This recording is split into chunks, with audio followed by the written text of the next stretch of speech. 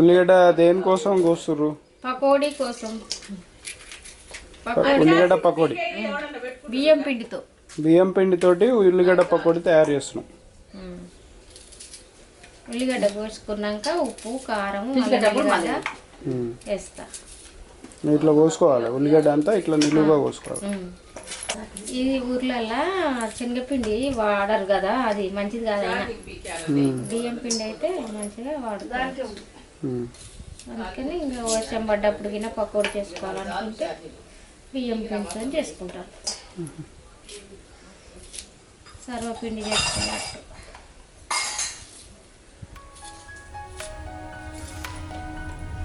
బియ్యం పిండితో పకోడీ. ఇది కరివేపాకు చెట్టు.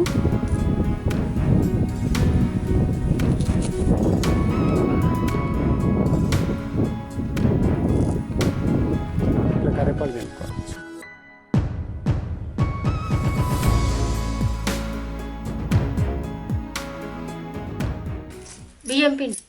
బియ్యం పిండి ఎంత వేసిరు?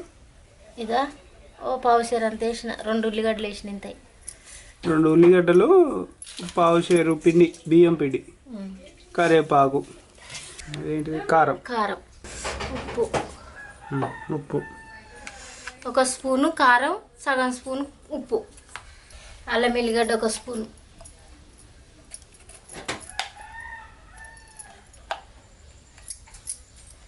పసుపు 1 సగం స్పూను, నీళ్ళు పోసి పిసుకోవాలి.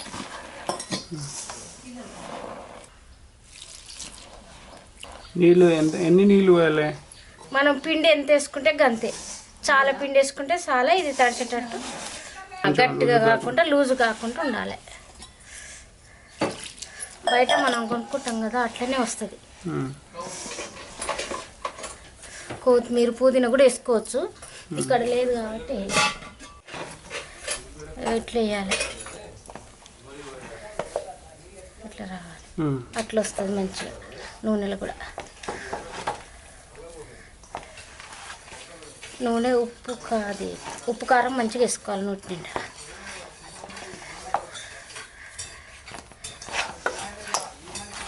బియ్యం పిండితో చేసుకోవాలి ఇట్లా.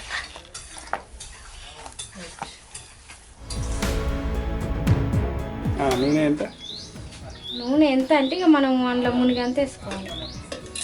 నూనె కాగాలి, కాగినాక ఇది వేయాలి.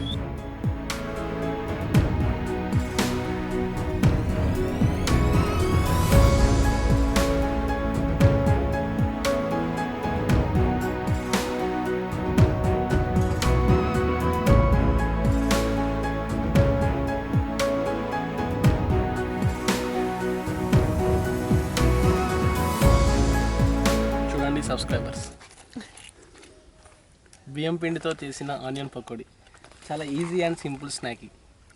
ఇలాంటివి చాలా ఈజీగా చేసుకోవచ్చు స్నాక్స్. ఇప్పుడు మనం దీన్ని టేస్ట్ చేద్దాం.